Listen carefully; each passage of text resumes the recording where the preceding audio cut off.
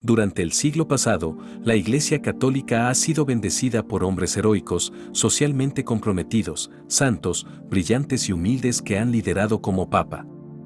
Estos líderes encarnaron las virtudes cristianas, dedicándose con devoción al servicio de la Iglesia y de los fieles. Promover la justicia social, la caridad y la compasión en todo el mundo.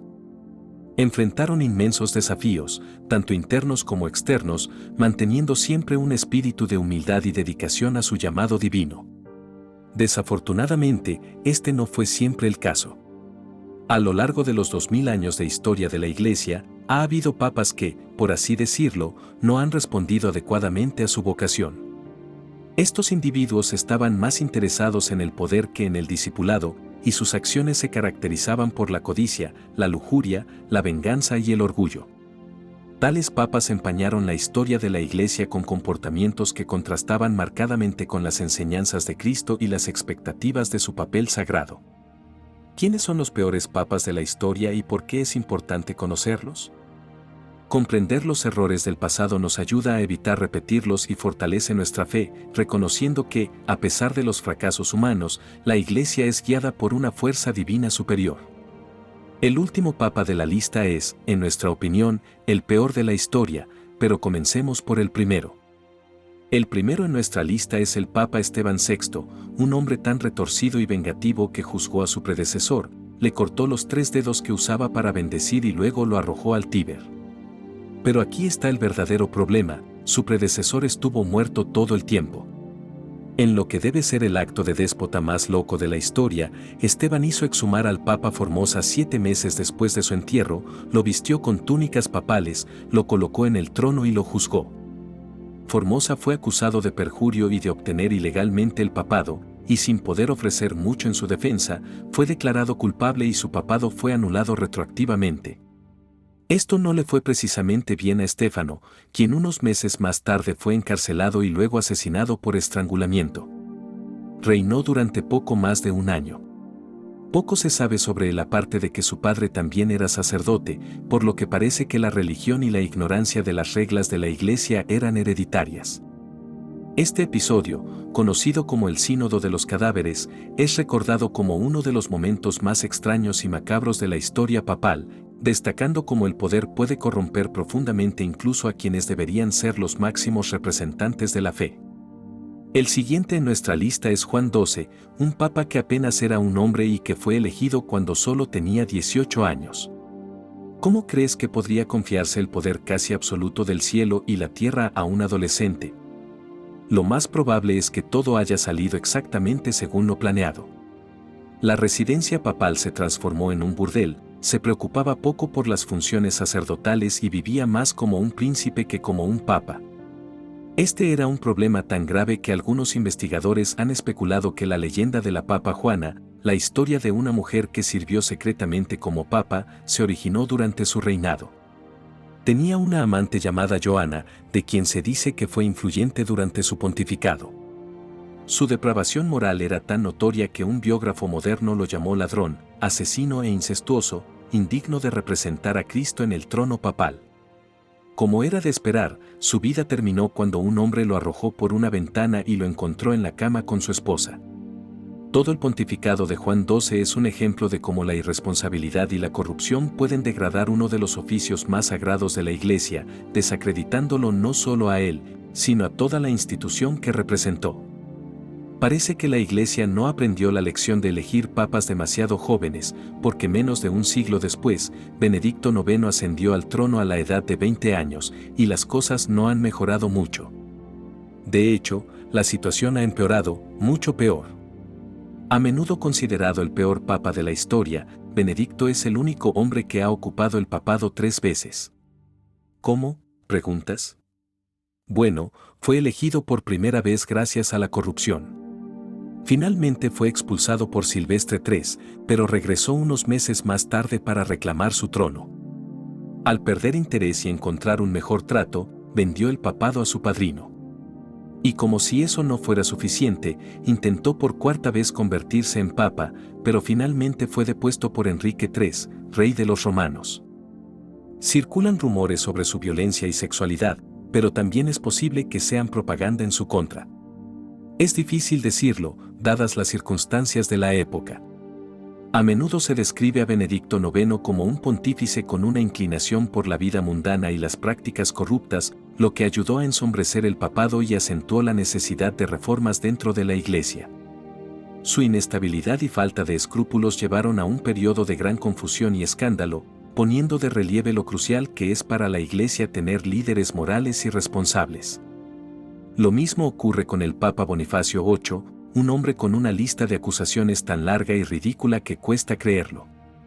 Si lo busca en Google, encontrará acusaciones descabelladas sin citas ni fuentes. De ninguna manera era un buen hombre, pero aún así debemos tener cuidado de no creer todo lo que leemos en línea. Lo que sí sabemos con certeza es que era un hombre hambriento de poder y con tendencia a pelear. Por ejemplo, la ciudad de Palestrina que cuestionó su condición jurídica de papa. Envió ejércitos para sofocar una revuelta e incluso después de su rendición pacífica, destruyó la ciudad. Cuando Federico III de Sicilia ascendió al trono, Bonifacio intentó disuadirlo. Cuando Federico se negó, Bonifacio lo excomulgó y puso un interdicto en toda la isla. Y luego estuvo el conflicto con Felipe IV de Francia. Viendo la riqueza y el poder de este país, Bonifacio emitió una bula papal en el año 1302 declarando, imagínese, que el Papa era el gobernante supremo de todos los países y que todos los gobernantes debían someterse a él. No fue muy bien. Felipe envió un ejército para capturar a Bonifacio, lo golpeó y finalmente murió a causa de sus heridas. Bonifacio era tan odiado por sus contemporáneos que Dante lo incluyó en el infierno como miembro del octavo círculo del infierno mientras aún estaba vivo. Sus acciones y actitud autoritaria no solo alienaron a muchos líderes políticos y religiosos de su época, sino que también ayudaron a reforzar las percepciones de corrupción y tiranía dentro de la Iglesia.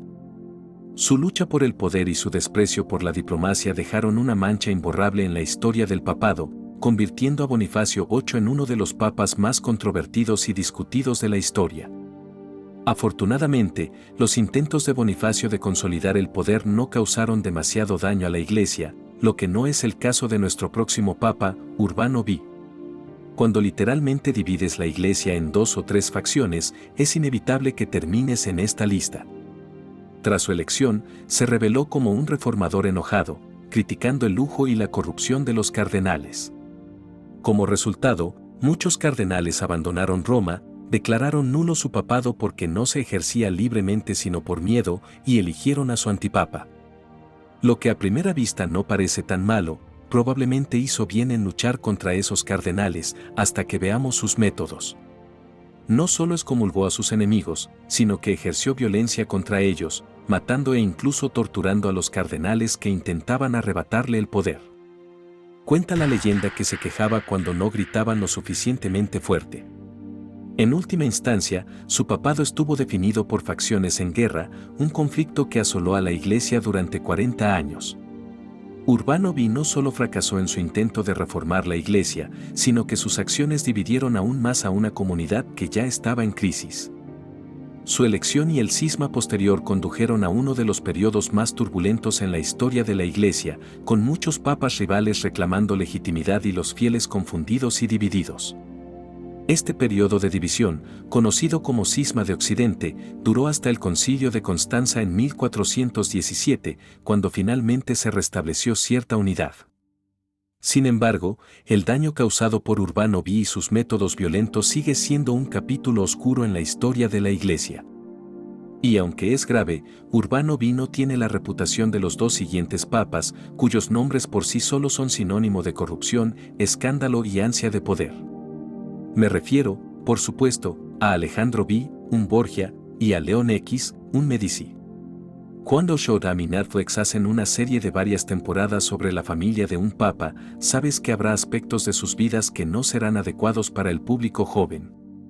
Aunque sus pontificados fueron diferentes, ciertamente hubo similitudes entre ellos. Separados por solo 10 años, ambos procedían de familias prominentes y utilizaron el papado para aumentar el control sobre sus familias. Ambos gastaban libremente el dinero de la Iglesia en ocasiones lujosas y tenían buen ojo para las cosas buenas de la vida, invirtiendo en arte y proyectos de construcción. En lo que diferían era en sus pecados más profundos. Se sabía que Alejandro tenía numerosos hijos con una amante, mientras que Leo vendía indulgencias para pagar la renovación de la Basílica de San Pedro. Teniendo en cuenta que estos dos papas reinaron con solo 10 años de diferencia a principios del siglo XVI, no es de extrañar que reformadores como Lutero y Calvino tuvieran algo que decir. Alejandro V, nacido Rodrigo Borgia, es a menudo conocido por su nepotismo y favoritismo hacia su familia, así como por las escandalosas fiestas celebradas en el Palacio Apostólico. Su vida personal y sus alianzas políticas contribuyeron a una imagen negativa de la Iglesia.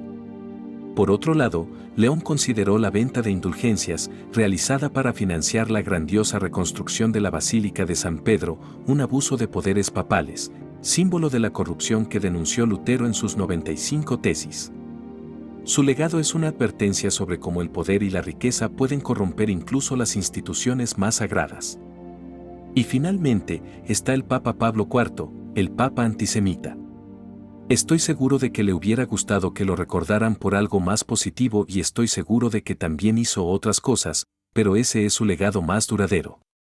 En 1555, apenas 2 meses después de ser elegido, emitió una de las bulas papales más dañinas de nuestra historia, Cum Nimis Absurdum, ordenando la creación de un gueto judío en Roma.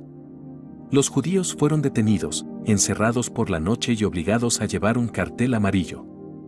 Destruyó todas las sinagogas de cada ciudad, excepto una. Y peor aún, fue durante este periodo cuando intensificó la Inquisición, usándola como pretexto para interrogar a los judíos y tratarlos como ciudadanos de segunda clase. Las turbas atacaban a menudo a los judíos y, en solo 5 años de su pontificado, la población judía de Roma se redujo a la mitad. Hizo otras cosas igual de malas, pero no estoy seguro de que valga la pena mencionarlas. Claramente, este es un hombre que no ha liderado según los principios de Cristo y ha traído una inmensa vergüenza a nuestra Iglesia. Pablo IV, nacido como Gian Pietro Carafa, era conocido por su celo religioso y su rígido conservadurismo. Sus políticas antijudías no solo confinaron a los judíos en guetos, sino que también limitaron sus actividades económicas y sociales, contribuyendo a un clima de miedo y discriminación que duró siglos. Además de sus políticas antijudías, Pablo IV es recordado por su papel en la Inquisición, que alcanzó nuevos niveles de severidad bajo su reinado. Su liderazgo autoritario y sus políticas opresivas representan uno de los capítulos más oscuros de la historia de la Iglesia, un periodo que nos recuerda los peligros de la intolerancia y la falta de compasión. ¿Cuál crees que fue el peor? Háganos saber en los comentarios. Si te gustó el video, comenta amén. Que Dios te bendiga.